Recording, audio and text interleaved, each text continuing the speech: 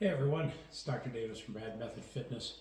You may be wondering why I'm sitting in front of this piece of equipment, but the reason today, this is kind of a bonus program because I've been asked before, how do I stay active and stay fit even though I've got a back problem, I've got a knee problem, and my answer for a lot of that is, well, let's cycle. I've been a cyclist most of my life, and I found that even during times where I've gotten injured and had to take some time off from either running or from other activities, and I've even converted a number of my runners when the knee started to go bad into cycling. So today we're going to talk a little bit about how to do indoor cycling, what to do if you don't have access to equipment, but maybe you have a bicycle. So we'll get into all of that. So first thing, this is a fairly standard piece of equipment. Happened to pick this up at a good price and brought it into the home. And you say to yourself, well, I need to know, can I fit onto the bike? I need to know what parameters I need to use to try to stay healthy, and we're going to talk about that. So first thing, let's talk about fit. So important thing is to take a look at the height of the seat. Now I happen to have this measured out already because I've been using this, and even though my wife used it earlier today, I was easily able to look at the numbers and find exactly where I've been using this for the last couple of months. And sometimes that changes, that I may feel a little different one day, maybe something hurts a little bit more than another, and I'll play around with that. But there are some basic guidelines.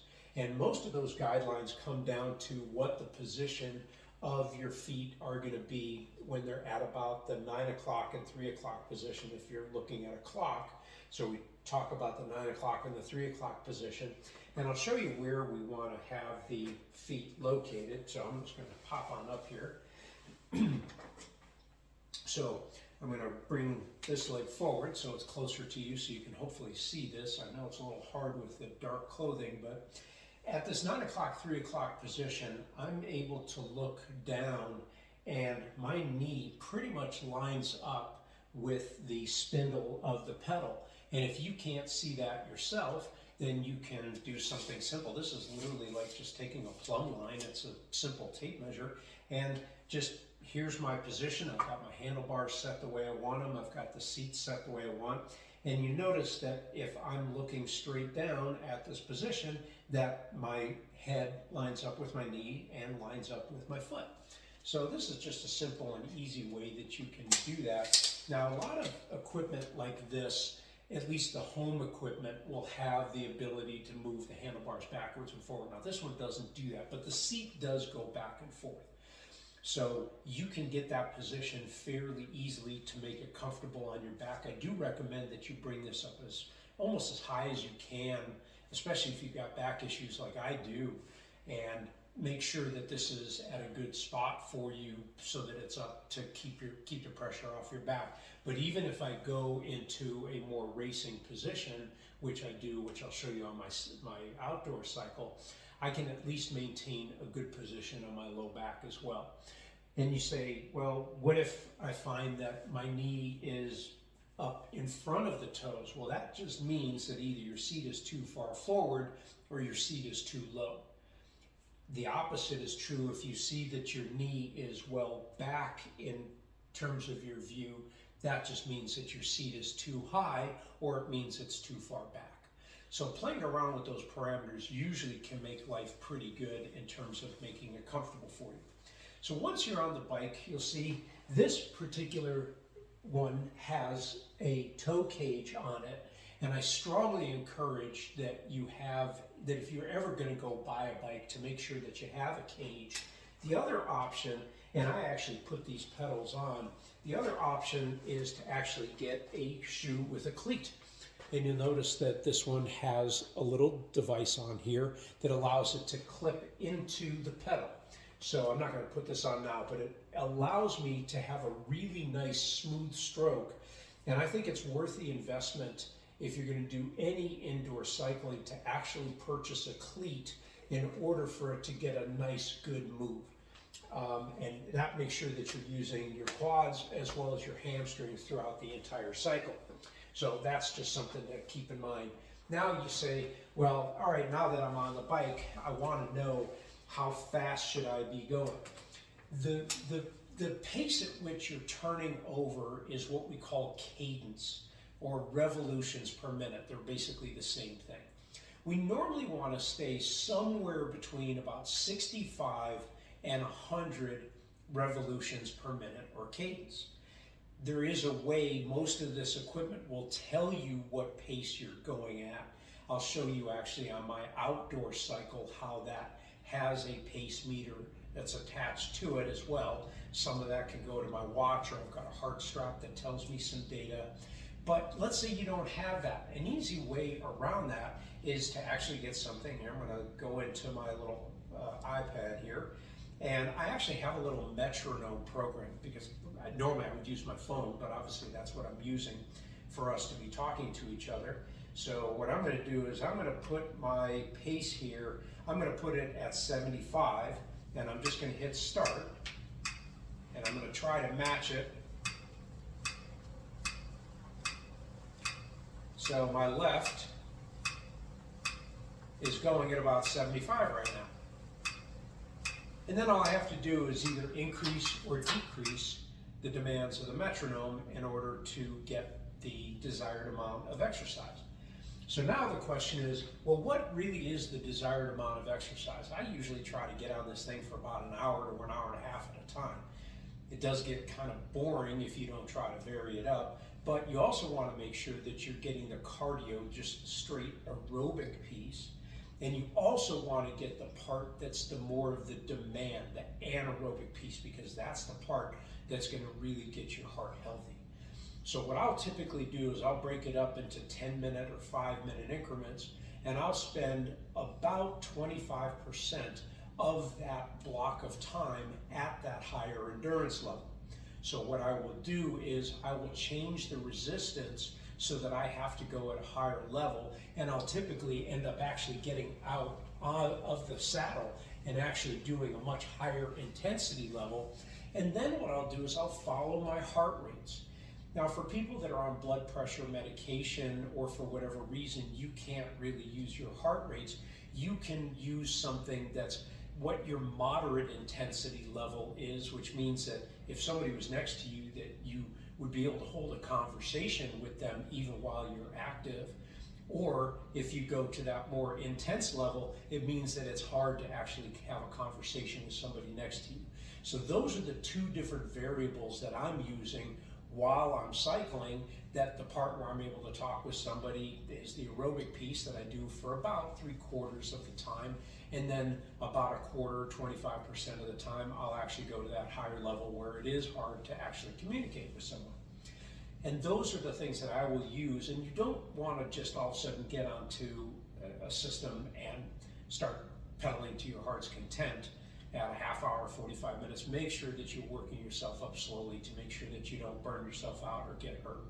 So look at those variables. If you're going to buy a piece of equipment, make sure that it has the ability, at least for some movement, especially having the ability for the seat to be able to move backwards and forward is really huge, because otherwise you're going to get some of those problems with the proper positioning to the pedals.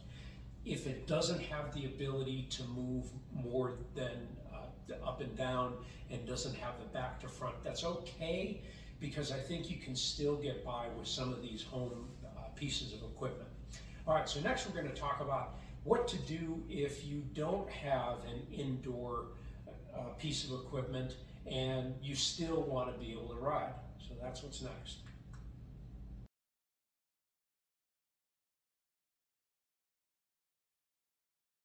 Okay, so if you're asking yourself, well, I don't have access to gym equipment, how am I supposed to exercise on a bicycle? Well, obviously you could go outdoors, and we're going to talk about that in a little bit, but if you have an outdoor bicycle and let's say weather's not that great, or you're concerned about being too far from home, or even just the safety of being out on the roads, I can understand that. So this is my road bike. You can see it has all the bells and whistles with the racing attire and lights and everything. Just But you can take that outdoor bicycle and make it an indoor cycle. So first thing you do is you get yourself a trainer. So this happens to be one in the market. I'm not going to say the brand name, but you can usually get these for probably somewhere between about $100 and $200. And it actually has a flywheel that this piece will actually come up against the wheel. So as you're spinning, it will create a resistance. Now I like this particular brand because it actually matches as much as possible what it's like if you're outdoors, especially if you're trying to climb a hill. So it's nice to be able to have that balance. And there's different types of trainers that are either based on magnetic wheels or fluid wheels. This one happens to be more of a fluid or hydraulic, which I really like. But I make sure that this bike is fit for me. I've had it specially fit. But you can do exactly the same thing we talked about with the bicycle indoors, with the cycling equipment indoors, and do the same thing for outdoors. So what I would do is I would get up onto the pedals, and just as we did before, I would look at my position on the bike, and I would again see at that 90-90 position. And we want to usually test ourselves with our hands on the hoods. That's where I'm at right now. And I would want to see whether or not my eyes line up with the spindle on the pedal. And again, it does. Now, because I use this outdoors as well, it's nice for me to have this position. But if you notice that if I go into the racing position, which I can still use on the indoor bicycle if I'd like, I can get a good position and I can still make sure that I'm in a good aerodynamic position and it's not going to hopefully hurt my back.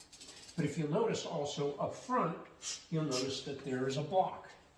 And sorry, I had a little glitch with the camera there, but as I was saying, I have a block up front that allows you to make sure that you've got a good level position. It actually has 3 different positions so that you can make sure that you've got a nice level fit. Levels so that I can make sure that my bike is nice and level. You can always just use a simple level to make sure that it is. But this is a really nice design to allow you to be active and stay indoors with an outdoor bicycle. I would recommend that if you're going to do this on a regular basis, to make sure to get a better tire for the back that's actually designed for this type of resistance, or you may end up wearing out the tire more quickly. This one happens to be a Kevlar tire, so I can use it both outdoors and indoors, but I don't use it as much, obviously, because I have the other piece of equipment. But if there's ever a problem with this piece of equipment, which unfortunately I've had at times, it's important to make sure that you do have a backup. Now, one of the other things I should point out is that this one also has cleats, the different type of cleat than I showed you before, but this cleat allows me to get a nice smooth stroke both on the downstroke as well as on the upstroke, and it gives me the most balanced ride and the most balanced type of exercise possible. Same thing, cadence. Now this one happens to have a cadence meter on it, so as my pedals are spinning, it's actually transmitting information either to my watch or to my little recorder up front, and that helps me when I'm out on the road to make sure that I'm getting the type of ride that I'm looking for and at the right resistance. So these are simple ways, at least, to get yourself healthy and fit no matter where you want to be. Now, if you're gonna go outdoors, just remember, light yourself up like a Christmas tree, because you really don't want to be in a position where motorists can't see you. I happen to live in the Las Vegas area, and unfortunately the motorists here are not aware of cyclists. So I do recommend that if you're going to be out on the road, try to get onto trails wherever possible, just because you're much less likely to get mushed. Getting mushed isn't fun. And so that's my recommendations. This is my extra little stuff to you because I want to keep you out there. I want to keep you fit. I know that we all get injured. I know that it's just a part of being in the sports medicine world, trying to stay active, trying to be an athlete. But I want to make sure that you're doing whatever you can to stave off father time as much as is possible. So I just want to thank you for tuning in, and hopefully we'll see you again sometime soon. So again, from Bad Method Fitness and from me, Dr. Davis, I really appreciate your time. Thanks. We'll see you soon.